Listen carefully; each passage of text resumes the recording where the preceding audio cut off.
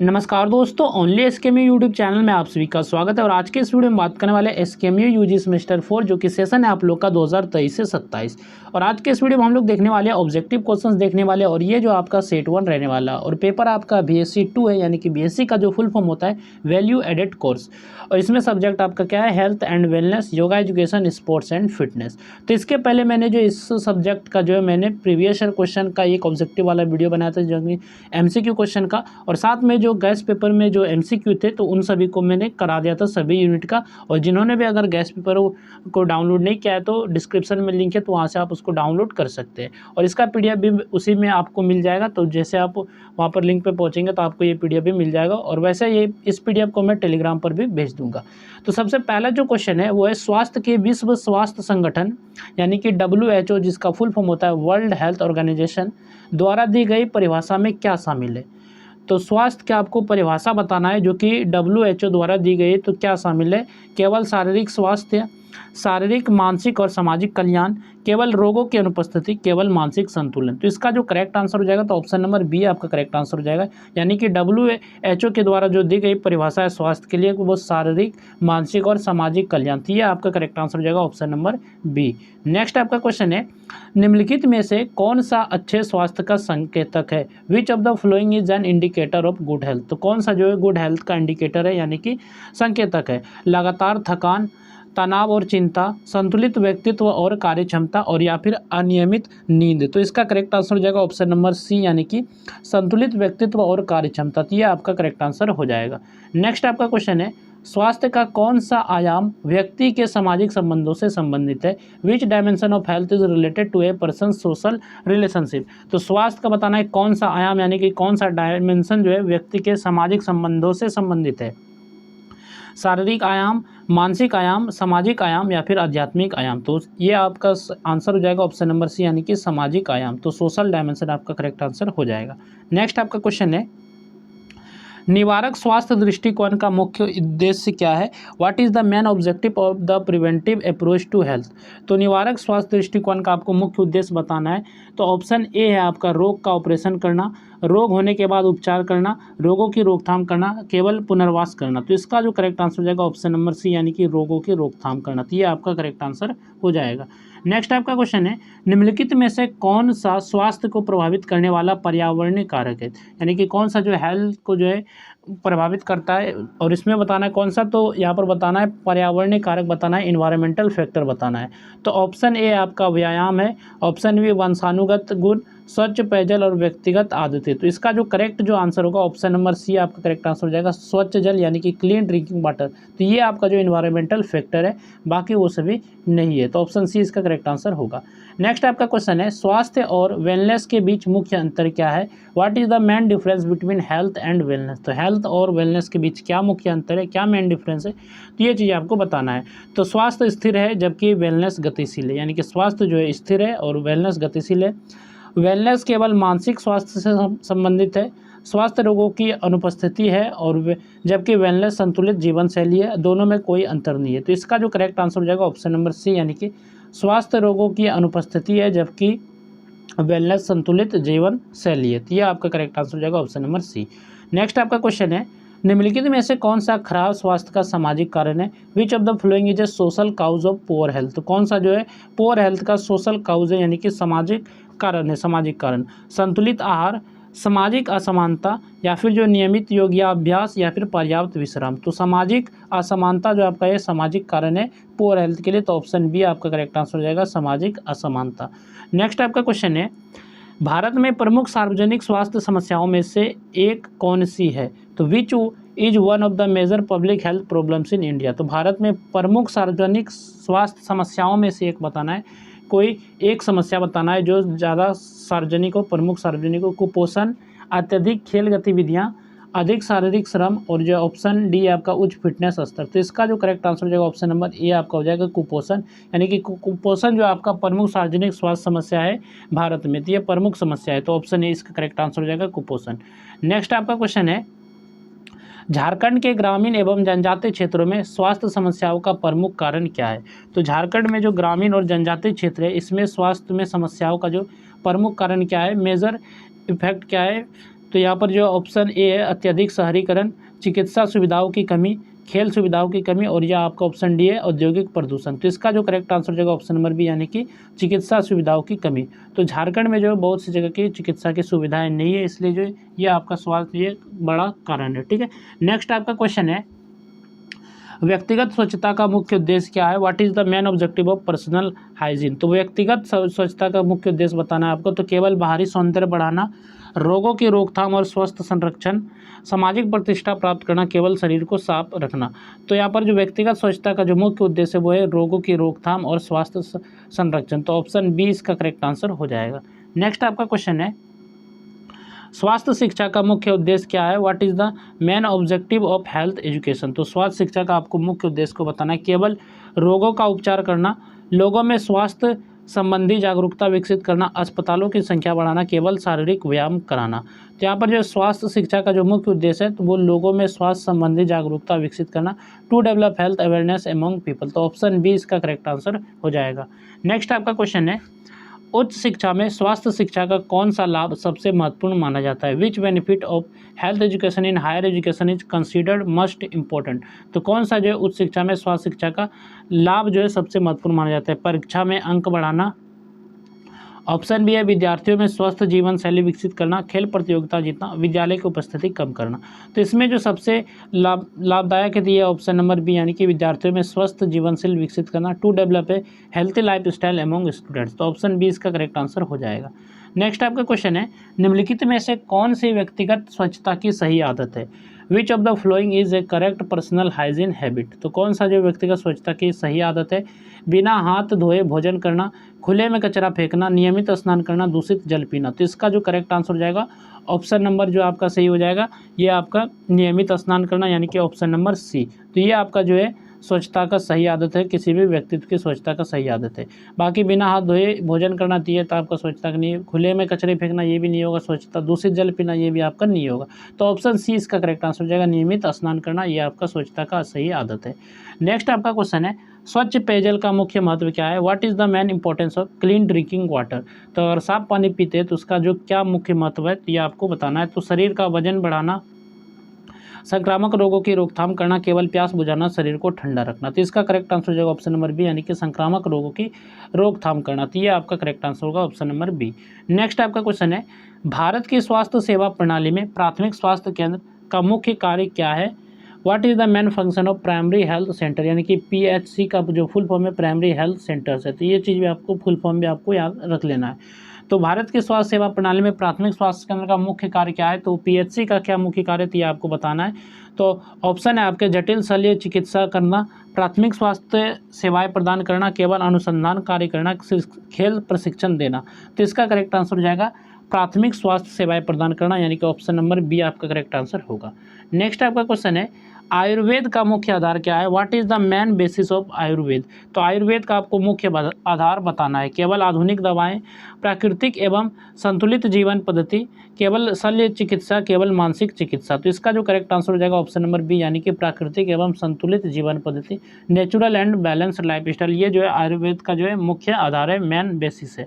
Next आपका question है प्राथमिक उपचार यानी कि फर्स्ट एड का पहला उद्देश्य क्या होता है? What is the first objective of first aid? रोग का अस्थायी उपचार, घायल व्यक्ति को तुरंत सहायता देना, ऑपरेशन करना, रोगी को घर भेज देना। तो इसमें जो करेक्ट आंसर हो जाएगा तो इसका करेक्ट आंसर हो जाएगा ऑप्शन नंबर बी यानी कि घायल व्यक्ति को तुरंत सहायता देना। यही जो फर्स्ट एड का जो पहला ऑब्जेक्टिव यानी कि पहला उद्देश्य है। तो ऑप्शन बी इसका करेक्ट आंसर हो जाएगा।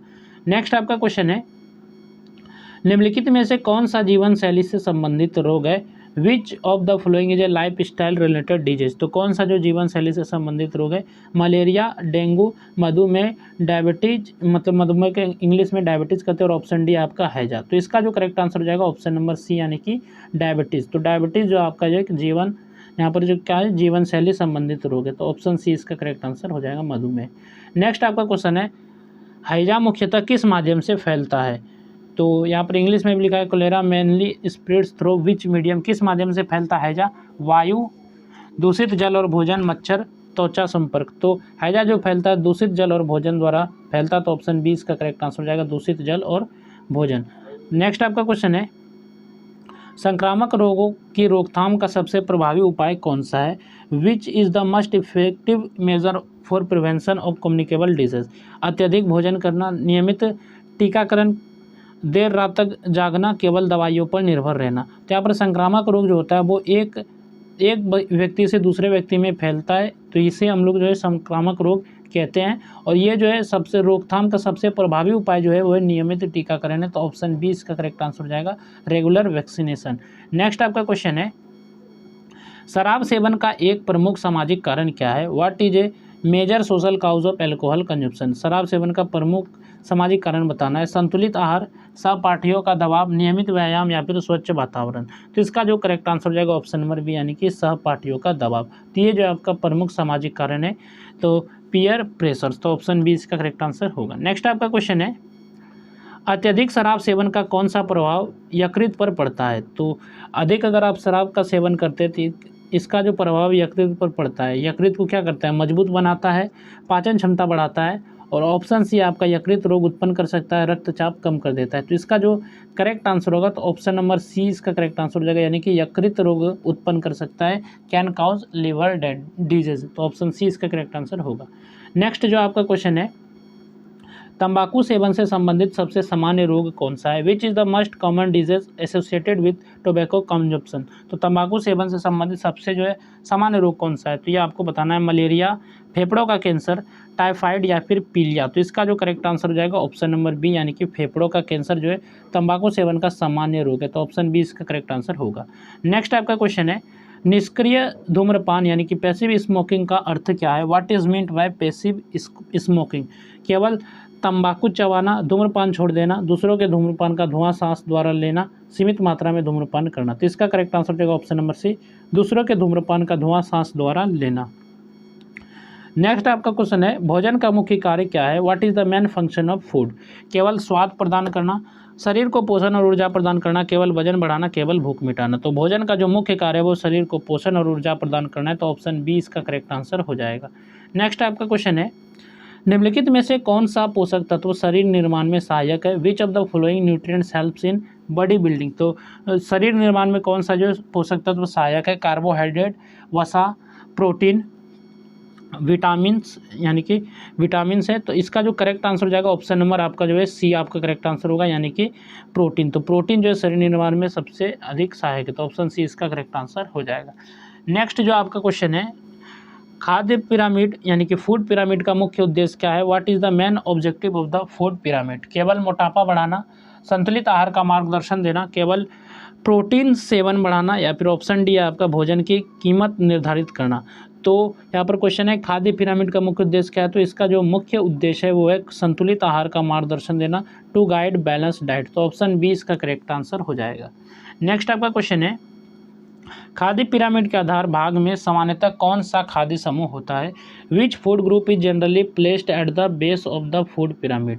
तेल और वसा, दूध और मांस, फल और सब्जियां, अनाज और केरल्स? तो इसका जो करेक्ट आंसर हो जाएगा ऑप्शन नंबर डी, यानी कि अनाज और केरल्स जो है फूड पिरामिड में ज़्यादातर होते हैं, अधिक मात्रा में होते हैं। ठीक है, तो ये आपका करेक्ट आंसर हो जाएगा, अनाज और केरलेस। यहाँ पर क्वेश्चन क्या था, खाद्य पिरामिड के आधार भाग में सामान्यतः कौन सा खाद्य समूह होता है, कौन सा फूड ग्रुप होता है? तो यही आपका होता है अनाज और केरल्स, जो आपका ऑप्शन डी सही उत्तर हो जाएगा। नेक्स्ट आपका क्वेश्चन है, संतुलित आहार की प्रमुख विशेषता क्या है? What is the major characteristic of a balance diet? केवल वसा की अधिकता, सभी पोषक तत्वों की उचित मात्रा, केवल कार्बोहाइड्रेट का सेवन, केवल महंगा भोजन? तो इसका करेक्ट आंसर हो जाएगा ऑप्शन नंबर बी, यानी कि सभी पोषक तत्वों की उचित मात्रा, proper amount of all nutrients. तो संतुलित आहार की प्रमुख विशेषता क्या है? तो सभी पोषक तत्वों की उचित मात्रा। तो ऑप्शन बी इसका करेक्ट आंसर हो जाएगा। नेक्स्ट आपका क्वेश्चन है, जंक फूड के अत्यधिक सेवन से कौन सी समस्या उत्पन्न हो सकती है? Which problem can arise due to excessive consumption of junk food? Junk food का अधिक सेवन से कौन सी समस्या उत्पन्न हो सकती है, कौन सा प्रॉब्लम हो सकता है? कुपोषण और मोटापा, दृष्टि में सुधार, रोग प्रतिरोधक क्षमता में वृद्धि, मानसिक एकाग्रता में वृद्धि? तो जंक फूड के अत्यधिक सेवन से जो है आपका कुपोषण और मोटापा हो सकता है। तो ऑप्शन ए आपका करेक्ट आंसर हो जाएगा, कुपोषण और मोटापा। नेक्स्ट आपका क्वेश्चन है, योग का मुख्य उद्देश्य क्या है? What is the main objective of yoga? केवल शारीरिक शक्ति बढ़ाना, शरीर, मन और आत्मा में संतुलन स्थापित करना, केवल रोग का उपचार करना, केवल वजन कम करना? तो योग का जो मुख्य उद्देश्य है वो है शरीर, मन और आत्मा में संतुलन स्थापित करना। तो ऑप्शन बी इसका करेक्ट आंसर हो जाएगा। नेक्स्ट आपका क्वेश्चन है, नियमित योगाभ्यास का कौन सा लाभ मानसिक स्वास्थ्य से संबंधित है? Which benefit of regular yoga practice is related to mental health? तनाव में वृद्धि, एकाग्रता और मानसिक शांति में वृद्धि, थकान में वृद्धि, अनिद्रा बढ़ना। तो इसका करेक्ट आंसर हो जाएगा ऑप्शन नंबर बी, यानी कि एकाग्रता और मानसिक शांति में वृद्धि। तो ऑप्शन बी इसका करेक्ट आंसर होगा। नेक्स्ट आपका क्वेश्चन है, योग की उत्पत्ति किस देश में मानी जाती है? Yoga is believed to have originated in which country? चीन, जापान, भारत, ग्रीस। तो इसका जो करेक्ट आंसर हो जाएगा ऑप्शन नंबर सी, यानी कि भारत। तो भारत आपका करेक्ट आंसर हो जाएगा। तो भारत में जो है योग की उत्पत्ति यानी कि योग की उत्पत्ति का देश माना जाता है। तो ऑप्शन सी इसका करेक्ट आंसर हो जाएगा भारत।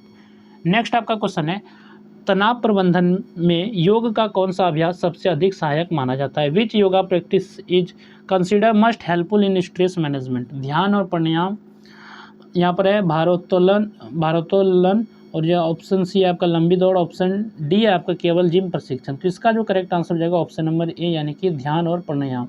तो तनाव प्रबंधन में योग का कौन सा अभ्यास सबसे अधिक सहायक माना जाता है? तो सबसे अधिक जो सहायक माना जाएगा ध्यान और प्राणायाम, तो मेडिटेशन एंड प्राणायाम। तो ऑप्शन ए इसका करेक्ट आंसर होगा। नेक्स्ट आपका क्वेश्चन है, आसन करते समय किस बात का विशेष ध्यान रखना चाहिए? What should be specially consider while performing आसन? तो आसन करते समय किस बातों का विशेष ध्यान रखना चाहिए? जल्दबाजी करना, सांस नियंत्रण और सही मुद्रा, भोजन के तुरंत बाद अभ्यास, अत्यधिक बल लगाना। तो आसन करते समय जो है विशेष जो ध्यान रखना चाहिए सांस नियंत्रण और सही मुद्रा का, यानी कि ऑप्शन जो इसका करेक्ट आंसर हो जाएगा ऑप्शन नंबर बी, यानी कि breath control and correct posture. तो ऑप्शन बी आपका करेक्ट आंसर होगा। नेक्स्ट आपका क्वेश्चन है, पद्मासन का प्रमुख लाभ क्या है? What is the major benefit of Padmasana? तो पद्मासन का क्या प्रमुख लाभ है? पाचन और क्षमता में सुधार, केवल हाथों की शक्ति बढ़ाना, रक्तचाप बढ़ाना, शरीर का तापमान बढ़ाना। तो पद्मासन का जो प्रमुख लाभ है वो पाचन और ध्यान क्षमता में सुधार करना, यानी कि improvement in digestion and concentration. तो ऑप्शन ए इसका करेक्ट आंसर हो जाएगा। नेक्स्ट आपका क्वेश्चन है, भुजंगासन मुख्यतः शरीर के किस भाग को प्रभावित करता है? Bhujangasana mainly affects which part of the body? तो भुजंगासन शरीर के किस भाग को प्रभावित करता है?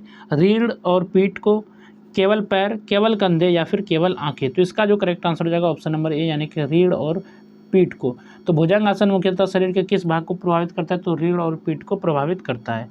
नेक्स्ट आपका क्वेश्चन है, अनुलोम विलोम प्राणायाम का मुख्य उद्देश्य क्या है? What is the main objective of Anulom Vilom Pranayama? केवल मांसपेशियां मजबूत करना, श्वसन तंत्र और मानसिक संतुलन सुधारना, शरीर का वजन बढ़ाना, केवल पाचन सुधारना। तो इसका करेक्ट आंसर हो जाएगा ऑप्शन नंबर बी, यानी कि श्वसन तंत्र और मानसिक संतुलन सुधारना। तो ये अनुलोम विलोम प्राणायाम का मुख्य उद्देश्य है, मेन ऑब्जेक्टिव है। नेक्स्ट आपका क्वेश्चन है, निम्नलिखित में से कौन सा योग का प्रकार है? Which of the following is a type of yoga? भक्ति योग, बेसबॉल योग, तैराकी योग या फिर दौड़ योग? तो इसका जो करेक्ट आंसर हो जाएगा तो ऑप्शन नंबर ए, यानी कि भक्ति योग, ये आपका योग का प्रकार है, तो भक्ति योग। नेक्स्ट आपका क्वेश्चन है, कपालभाति प्राणायाम का मुख्य प्रभाव किस तंत्र पर पड़ता है? कपालभाति प्राणायाम मेनली अफेक्ट्स विच सिस्टम? श्वसन तंत्र, पाचन तंत्र, उत्सर्जन तंत्र, प्रजनन तंत्र? तो इसका जो करेक्ट आंसर हो जाएगा ऑप्शन नंबर ए, यानी कि श्वसन तंत्र, रेस्पिरेटरी सिस्टम। तो कपालभाति प्राणायाम का मुख्य प्रभाव किस तंत्र पर पड़ता है? तो श्वसन तंत्र पर अधिक प्रभाव पड़ता है, यानी कि मुख्य प्रभाव पड़ता है। नेक्स्ट आपका क्वेश्चन है, निम्नलिखित में से कौन सा एक टीम गेम है? Which of the following is a team game? शतरंज, कुश्ती, कबड्डी और यहाँ पर लंबी कूद? तो इसका करेक्ट आंसर हो जाएगा ऑप्शन नंबर सी, यानी कि कबड्डी। तो कबड्डी जो आपका एक टीम गेम है जिसमें कि 7 खिलाड़ी होते हैं और जो 5 जो रहता है वो एक्स्ट्रा खिलाड़ी होता है। तो अगर कुल खिलाड़ी पूछा जाए कबड्डी में तो आप 12 टिक करेंगे, और सिर्फ कबड्डी में एक टीम का खिलाड़ी पूछे तो आप जो 7 आप ऑप्शन में टिक कर सकते हैं। ठीक है, तो ये चीज़ें आपको पता होना चाहिए कबड्डी के रिलेटेड। कबड्डी में जो टोटल 7 खिलाड़ी होते हैं जो कि खेलते हैं और 5 जो रहता है अन्य खिलाड़ी रहते हैं, यानी कि एक्स्ट्रा खिलाड़ी रहते हैं। तो नेक्स्ट जो क्वेश्चन है, खेल भावना का मुख्य तत्व क्या है? What is the main element of sportsmanship? किसी भी तरह जीतना, नियमों और नैतिक मूल्यों का पालन करना, विरोधी खिलाड़ी से झगड़ा करना, केवल व्यक्तिगत प्रदर्शन पर ध्यान देना। तो खेल भावना का जो मुख्य तत्व है वो नियमों और नैतिक मूल्यों का पालन करना है। तो ऑप्शन बी इसका करेक्ट आंसर हो जाएगा, नियमों और नैतिक मूल्यों का पालन करना। नेक्स्ट आपका क्वेश्चन है, फुटबॉल में गेंद को गोल की ओर, यानी कि फुटबॉल में गेंद को गोल की ओर नियंत्रित रूप से ले जाने की तकनीक क्या कहलाती है? In football the technique of moving the ball toward the goal in A controlled manner is called dribbling, service, smash या फिर ब्लॉकिंग। तो इसका करेक्ट आंसर हो जाएगा ऑप्शन नंबर ए यानी कि ड्रिबलिंग। तो फुटबॉल में अगर गेंद को गोल की ओर नियंत्रित रूप से ले जा रहे हैं तो इस तकनीक को हम लोग कहते हैं ड्रिबलिंग। तो ऑप्शन ए इसका करेक्ट आंसर हो जाएगा।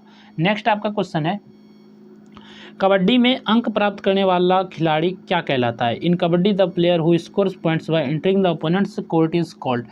तो कबड्डी में अंक प्राप्त जो करता है उसे हम क्या कहते हैं? गोलकीपर, रेडर या फिर डिफेंडर या फिर विकेट कीपर। तो इसका जो करेक्ट जो आंसर होगा तो ऑप्शन नंबर बी आपका करेक्ट आंसर हो जाएगा रेडर।